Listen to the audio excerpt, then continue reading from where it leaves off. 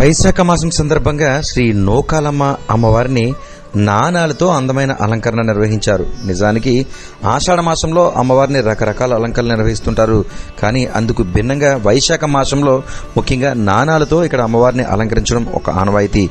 దాదాపుగా 4 రోజుల పాటు ఈ అలంకరణ ఉంటుందని తెలియజేశారు. అంటే మే 16వ తేదీ వరకు అమ్మవారు ఈ విధంగా నాణెముల రూపంలో దర్శనమిస్తుందని తెలియజేశారు. ఇందుకీ గోదావరి జిల్లాలకు సంబంధించి డాక్టర్ బిఆర్ అంబేద్కర్ కోనసీమ జిల్లా కొత్తపేట నియోజకవర్గ పరిధిలో ఆలమూరు మండలం చింతలూరులో ప్రముఖ పుణ్యక్షేత్రంగా నూకాంబిక అమ్మవారి ఆలయం దేదీప్యమానంగా ఆకట్టుకుంటూ ఉంటుంది. ముఖ్యంగా అమ్మవారిని దర్శించేందుకు గోదావరి ప్రాంత ప్రజలు ఇక్కడికి చేరుకుంటూ ఉంటారు.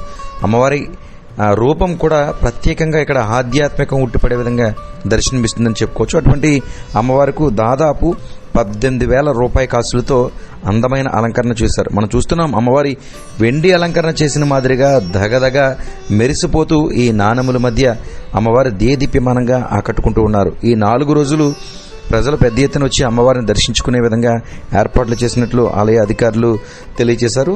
ఇలా అమ్మవారి ధన రూపంలో అలంకరించడం ద్వారా, అలాంటి సమయంలో దర్శించుకోవడం ద్వారా భక్తులకు అమ్మవారు సిర్లు కురిపిస్తారంటూ ఎంతో విశ్వాసంతో భక్తులు చెబుతున్నారు. అమ్మవారికి ఒక వెండి చీర కట్టిన మాదిరిగా అలంకరణ ప్రత్యేకంగా ఆకట్టుకుంటుంది. గోదావరి జిల్లాలో ఏ ఆధ్యాత్మిక కార్యక్రమం చేసినా ఒక ప్రత్యేకత ఉంటుందని చెప్పుకోవచ్చు. తాజాగా కొత్తపేట నియోజకవర్గ ఆలమూరులో గల శ్రీ నూకాంబిక అమ్మవారిని ఈ విధంగా నాణాలతో అందమైన అలంకరణ నిర్వహించారు.